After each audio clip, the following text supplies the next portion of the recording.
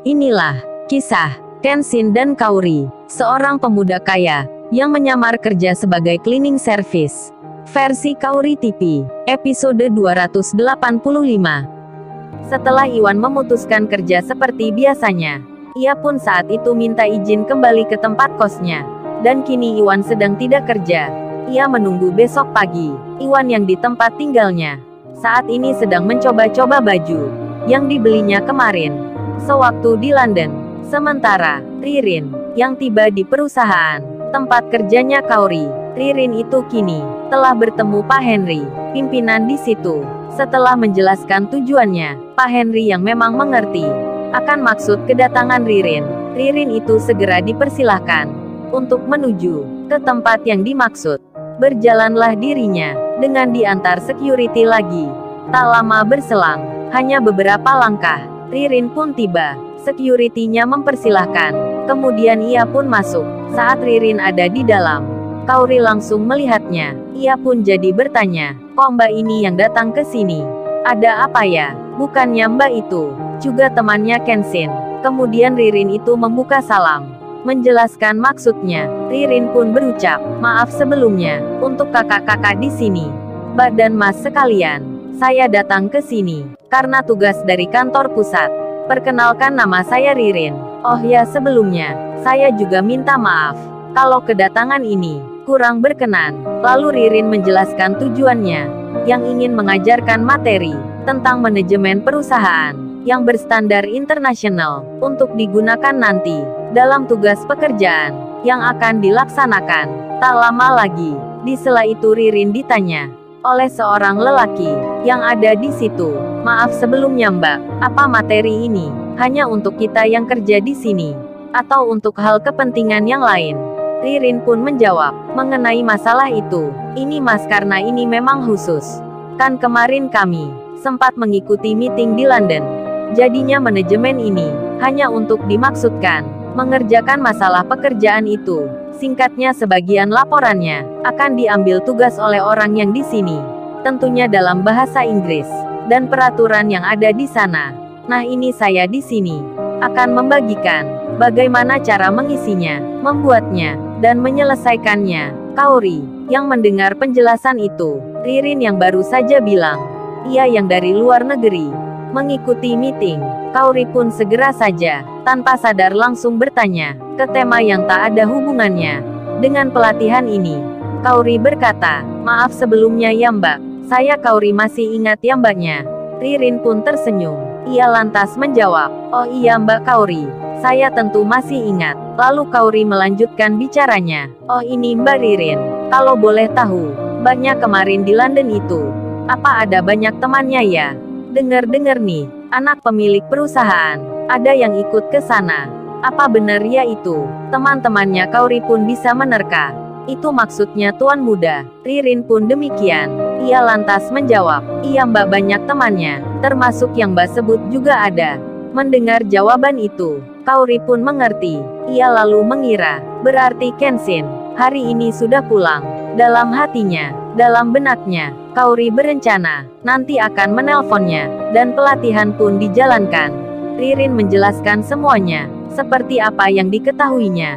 Di lain tempat, di sebuah restoran, Sirena Larrazati, di pagi ini, dirinya terlihat sibuk sekali. Ia nampak sedang menyiapkan pesanan roti beserta makanannya yang diminta seseorang di waktu kemarin. Sibuknya Rena di hari itu nampak sekali terasa. Dari pagi hingga menjelang siang, tempat kerjanya pun dipenuhi banyak bingkisan yang jumlahnya kini ada 900-an. Sirena pun kemudian didatangi seseorang, orang yang sama seperti kemarin. Orang itu bicara menanyakan tentang apa yang dipesankan. "Maaf Mbak, saya datang siang-siang gini. Ini saya mau bilang mengenai kekurangan bayarnya. Berapa ya kira-kira Mbak?" Sirena pun menjawabnya dengan jumlah yang dimaksud. Orang itu pun segera membayarnya. Kemudian Sirena bertanya, "Maaf sebelumnya, kira-kira ini jam berapa ya Pak?" Bingkisannya diambil, karena tinggal 100 lagi. Mungkin selesai setengah jam. Saat itu pekerjanya Rena ada 20 orang. Kemudian yang ditanya pun menjawab, "Ini Mbak, sebenarnya bukan saya yang pesan, Tapi ada orang lain yang menitipkan ini. Sembari ia mengambil secari kertas di sakunya, kemudian ia bicara, "Ini Mbak, maksudnya pesanan ini. Entar semua ada di situ." Si Rena pun membacanya, yang di situ ada tulisan, "Maaf sebelumnya, saya bisa minta tolong untuk membagikan yang 500 porsi pertama. Tolong dibagikan di depan jalan restoran Mbaknya. Untuk 300 porsi selanjutnya bisa diberikan ke masjid. Dan porsi yang tersisa, bagikan menurut Mbaknya saja." Lalu di bawahnya ada tulisan, "Oh ya, saya pesan lagi ya Mbak. Untuk hari esok, tolong bikinkan makanan untuk semua anak yatim yang ada di sebelah itu. Diajak buka bersama ke restoran Mbaknya. Untuk biaya harganya, disebutkan saja." Si Rena membacanya. Ia belum mengerti siapa orang ini. Kemudian, si bapak yang memberikan catatan itu lalu bicara, "Ini Mbak, saya mau bertanya. Untuk pesanan besok, berapa ya harganya?" Orang itu mengeluarkan uang lagi. Si Rena pun menjawab, "Maaf sebelumnya ya Pak. Siapa ya orangnya, kok gak ada namanya?" Yang ditanya pun menjawab, "Mengenai hal itu gak seberapa perlu Mbak. Yang penting pesanannya ini bisa tersampaikan. Terus untuk besok berapa ya uangnya?" Si Rena terdiam. Ia memikirkan sejenak, apa ini Kenshin? Tapi Kenshin ada di luar negeri. Rena pun bingung akan hal yang demikian. Kemudian ia ditanya lagi, "Maaf Mbak, berapa ya untuk pesanan besok?" Si Rena pun menjawab, "Untuk besok nggak usah Pak. Gratis aja. Biar saya bikinkan. Lagian itu untuk para anak yatim." Namun bapak tersebut malah bicara, "Jangan Mbak, ntar saya malah yang jadi nggak enak. Ini Mbaknya katakan saja, nggak usah khawatir masalah uang." Si Rena menyahutnya, "Bener Pak, nggak apa." Namun orang itu langsung memberikan begitu saja sejumlah uang, ditaruhnya di meja, kemudian segera pergi, meninggalkan restoran. Si Rena pun makin tak mengerti siapa orang yang pesan ini. Hingga asisten kerjanya berkata, "Udah Mbak Rena, diterima aja. Pemesannya itu memang nggak mau disebut namanya. Apalagi bulan puasa pertama gini. Kan hal ini sudah wajar terjadi.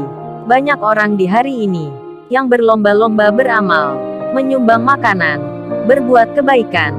Jadi nggak usah dipikir lagi Mbak Rena. Siapakah nama orang itu? Kita bikinkan aja pesanannya." Si Rena pun mengerti. Lalu ia melanjutkan pekerjaannya kembali. Waktu pun berjalan. Dari siang menjadi sore, aktivitas kerja pun berakhir. Kaori yang ada di kantornya kini bersiap akan pulang. Begitu pula Rena, temannya Shirley. Ia pun telah merampungkan pekerjaannya. Si Rena, Shirley dan Niken membuat janjian lagi akan buka puasa bersama, dan yang ditunggu pun datang. Kaori keluar dari perusahaan dengan menaiki mobilnya. Namun karena ini puasa pertama, Kaori tak pulang dulu. Ia mampir ke temannya sebentar untuk membahas pekerjaan, sekalian menikmati waktu agar tak terasa sampai berbuka.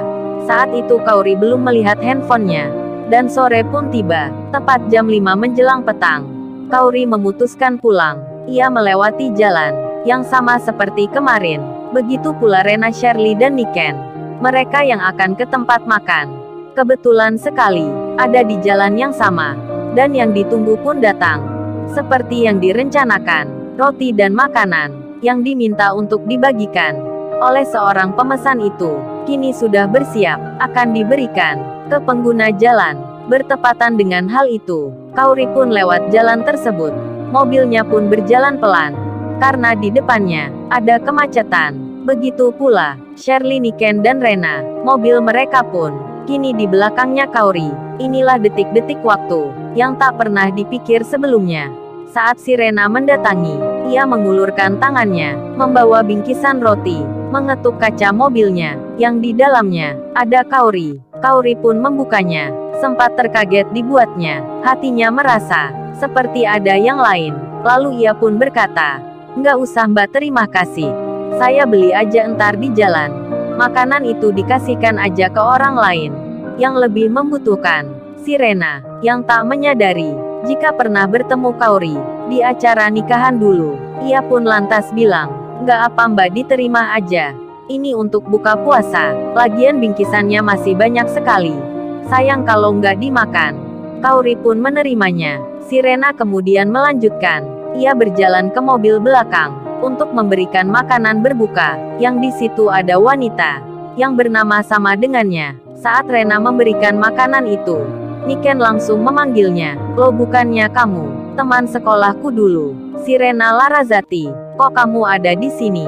Di saat itu Rena yang pertama, yang sedang memegang kemudi, ia melihatnya. Niken temannya ini, memanggil wanita di luar, seperti namanya. Lalu, bagaimana kisah selanjutnya? Subscribe channel ini, untuk episode berikutnya.